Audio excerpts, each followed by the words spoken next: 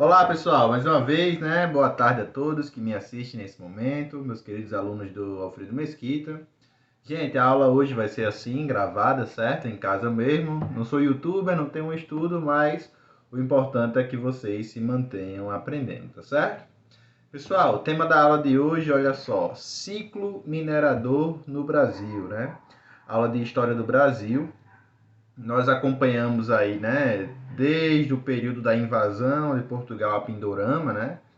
Terra que não foi descoberta, ela foi invadida, terra que tinha habitantes há muito tempo já, né?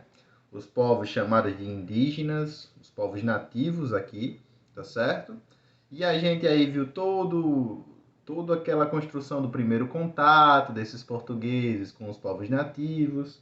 A gente viu o período pré-colonial, o período colonial, né, que a gente viu que ele se deu todo em volta do plantio, colheita e processamento da cana-de-açúcar para se produzir açúcar, que era refinado na Europa era pelos holandeses, que ficavam com a maior parte do lucro desse comércio. Vimos que os holandeses invadiram o Brasil quando a Espanha dominava o Brasil no período de União Ibérica e resolveu deixar os holandeses de fora desse comércio, né? E os holandeses, como sabiam que esse comércio era muito lucrativo, resolvem invadir o Brasil.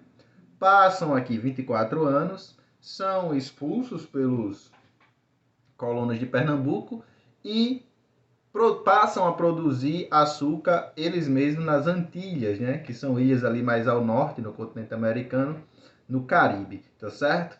Gente, e aí a partir dessa produção das Antilhas, a venda de açúcar da colônia portuguesa não tem mais o mesmo lucro, né? Os mesmos lucros atrativos que tinham outrora antes da concorrência dos holandeses, tá certo?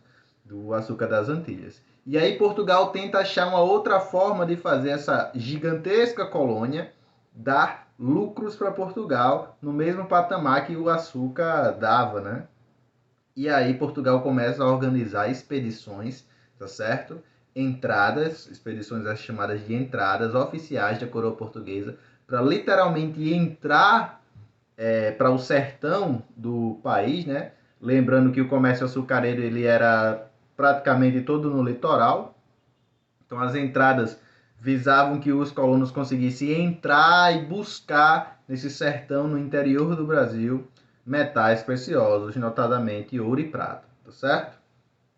Gente, essa busca dá resultado no final do século XVII, certo? 1690, na região centro-sudeste, vai ser achada aí os primeiros sinais de ouro, prata e diamante, tá certo? Então, final do século XVII, se descobre que tem ouro no sertão do Brasil, na região sudeste, sobretudo, onde hoje é Minas Gerais, mas também no espaço de Mato Grosso. E aí começa uma verdadeira corrida, né? Porque nós sabemos que as pessoas vão atrás de onde o dinheiro está, de onde as riquezas estão. Então começa uma corrida para essa região do Brasil, com pessoas lá saindo do litoral nordestino, indo aí para a região hoje onde é Minas Gerais, tá certo?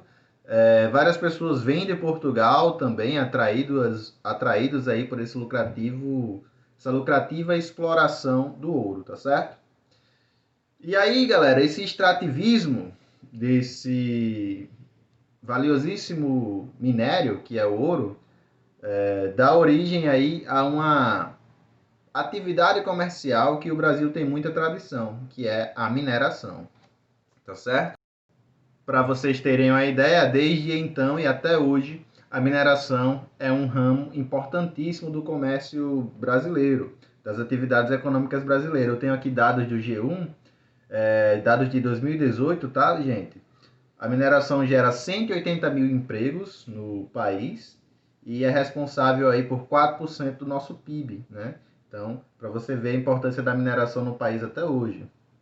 E é responsável por um superávit, que a gente pode simplificar como lucro para o país, de 23,4 bilhões de dólares, tá certo? No ano de 2018, o que dá aí mais ou menos mais de cerca de 150 bilhões de reais, tá certo?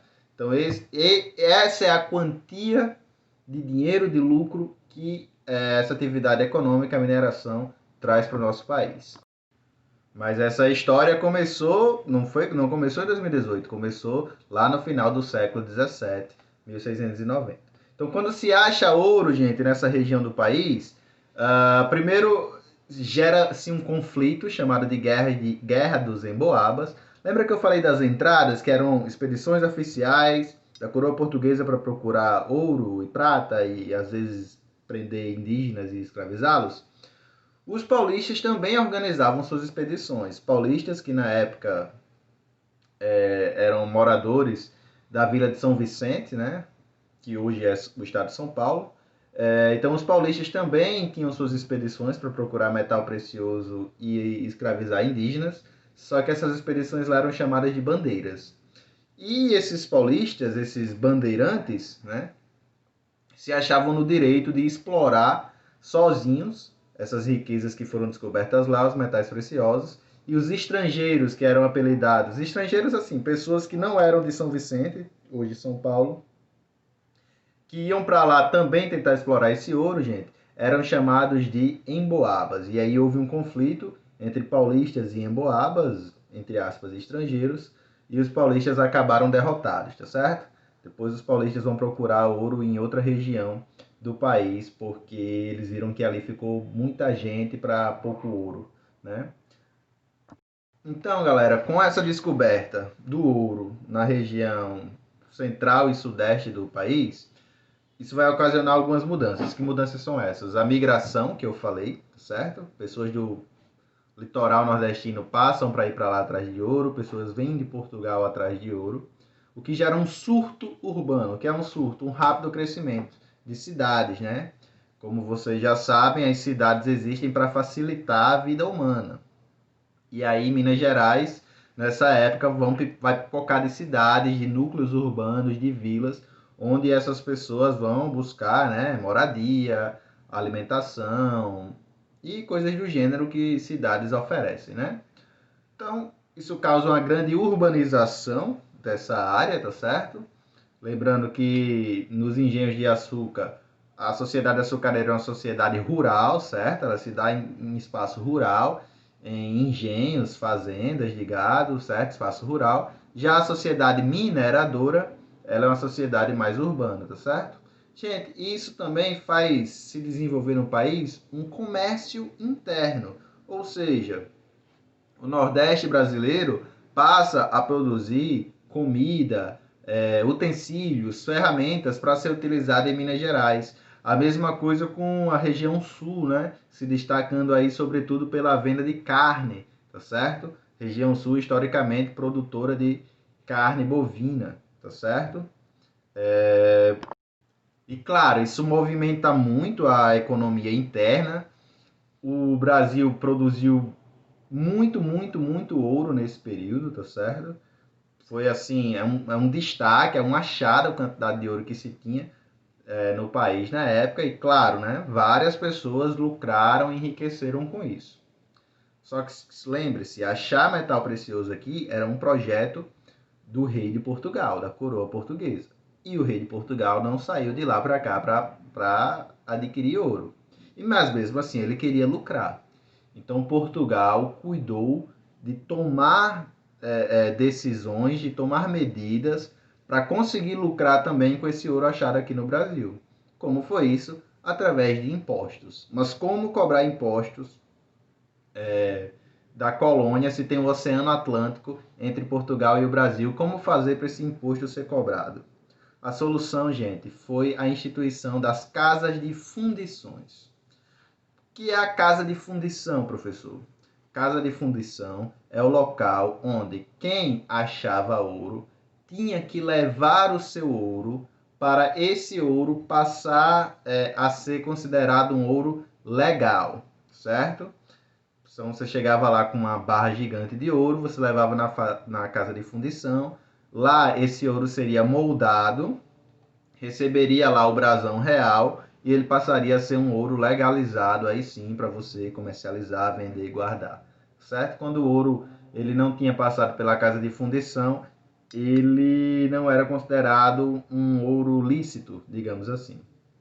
E aí, na casa de fundição, 20% do seu ouro, ou seja, um quinto, e esse imposto era chamado assim, o quinto, ficava para a coroa portuguesa, ficava para Portugal, tá certo? Então, a casa de fundição, as casas de fundição e o imposto o quinto era uma forma de Portugal conseguir taxar, lucrar com a exploração de ouro aqui no Brasil. Aí havia também outro imposto, né? Que era a captação. A captação era um imposto que você tinha que pagar por cada escravo que você tivesse. E se você não tivesse escravo, você pagava por você estar lá explorando ouro. Depois esse imposto foi substituído por um imposto chamado derrama, tá certo? A derrama era o seguinte: cada vila mineradora, cada vila tinha que arrecadar aí em um determinado período 100 arrobas de ouro. 100 arrobas de ouro, gente, dá mais ou menos 1.500 quilos de ouro, tá certo? E aí, gente, essas eram as formas, né, da coroa portuguesa aí conseguir lucrar com essa exploração de ouro aqui no Brasil. Então, grande parte do ouro brasileiro foi para os cofres portugueses. Grande parte desse ouro foi para os cofres ingleses, né? Serviu para pagar a dívida de Portugal com a Inglaterra, tá certo?